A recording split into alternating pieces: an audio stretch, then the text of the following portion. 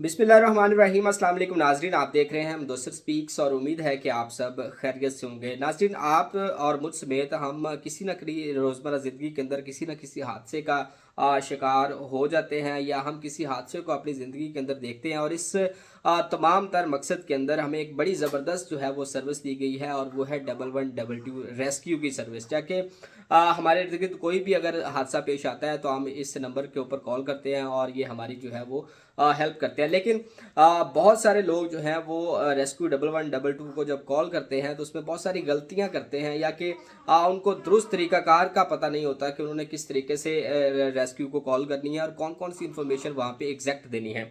आज की इस वीडियो के अंदर मैं आपको ये बताने की कोशिश करूंगा कि अगर आपके इर्द गिर्द या आप कहीं पे भी आप किसी हादसे का शिकार होते हैं तो आपने किस तरह से रेस्क्यू 1112 को कॉल करनी है। तो सबसे सिंपल और आसान इनका जो है वो नंबर है हेल्पलाइन का 1112। आपने इसको एज इट इज़ जो है वो कॉल करनी है। इसके साथ किसी भी तरह की कोई भी अजाफी कोड या कोई अजाफी नंबर आपने शामिल नहीं करना है। आपने 1112 डायल करें, आपकी कॉल जो है वो रेस्क्यू 1112 तक जो है वो ट्रांसफ़र हो जाती है।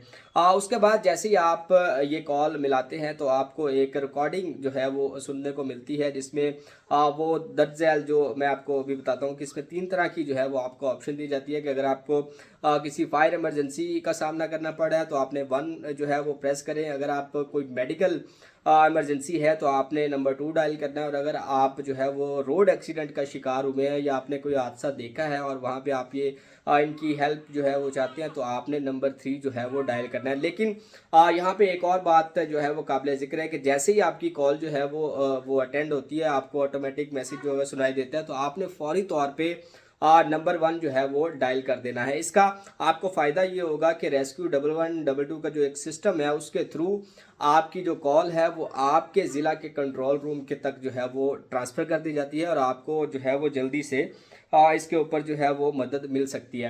अब जो जैसे ही कंट्रोल रूम में आपका रब्ता होगा तो वो आपसे पूछेंगे कि सर हम आपकी क्या मदद कर सकते हैं या आपको कौन सी इमरजेंसी का सामना है, किस हादसे का शिकार हुए हैं, आप जो है वो एग्जैक्ट उसकी इंफॉर्मेशन दे दें। तो आपने उसमें बगैर कोई चीज़ ऐड किए आपने इस डायरेक्ट जो आपकी क्वेरी है, जो आपका इमरजेंसी है, आपने सिर्फ उनको वो बताना है कि आपके मरीज़ को बुखार है। मिसाल के तौर पे मरीज़ को जो है वो हार्ट अटैक आया है या फिर जो है वो कि कोई रोड एक्सीडेंट का शिकार हुआ है, कहीं पे आतिशज़दगी का वाक़या अगर आप देखते हैं तो आपने सिंपल जो है ना एग्जैक्ट टू दी पॉइंट जो प्रॉब्लम है वो आपने बतानी है। कोई इधर उधर की बातें जो है वो आपने वहाँ पे शुरू नहीं कर लेनी ताकि जल्दी से जल्दी आपकी जो है वो मदद की जा सके। उसके बाद जो सबसे ज़रूरी चीज़ है वो उनका दूसरा सवाल ये हो सकता है कि आपकी लोकेशन क्या है, भाई आप किस वक्त कहाँ पे हैं और ये वाक़या कहाँ पे जो है वो पेश आया है। तो एग्जैक्ट आपने अपनी लोकेशन उनको बतानी है ताकि वो जल्दी से जल्दी आप तक जो है वो अप्रोच कर सके। अब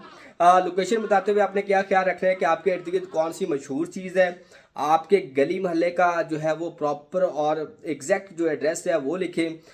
किसी मशहूर शख्सियत वहाँ पे अगर कोई मौजूद है तो उसका रेफरेंस दे के भी आप ये बता सकते हैं कि वो उनकी कहीं करीबी जगह पे मौजूद हो। इसके अलावा आपने कोई ऐसा एड्रेस नहीं देना जो कि आपकी पहुंच से दूर हो या वहाँ पे जो है वो ज़्यादा प्रोमिनेंट हो लेकिन आप किसी ऐसे इलाके के अंदर मौजूद हो जहाँ पे वो उनको दूर पड़ता हो। तो सिंपली ये कोशिश करनी है कि आप जितना जल्दी और जितना अच्छे तरीके से उनको गाइड करेंगे वही जो है वो आपको जो है वो आपकी मदद कर सकेंगे। तीसरी चीज़ जो है आपने ये करनी है कि इस दौरान अगर आपकी कॉल बंद होती है तो कोशिश करें कि आप कॉल को बंद ना करें। अमला जो है वो आपको दोबारा भी कॉल करेगा कि वो रास्ते में है, वो आपकी बताई हुई लोकेशन पे पहुंच रहे हैं, वो आपको तसल्ली देंगे और वहाँ पे जल्द से जल्द जो है वो पहुंचने की कोशिश करेंगे। इसके अलावा रेस्क्यू 1112 के जो सर्विस चार्जेस, कोई भी सर्विस चार्जेस इसके नहीं है, बिल्कुल मुफ्त ये सर्विस है। इसमें कॉल के भी आपके चार्जेस नहीं लगते, बिल्कुल फ्री है। जब भी मर्जी कॉल करें, आपकी 24 घंटे के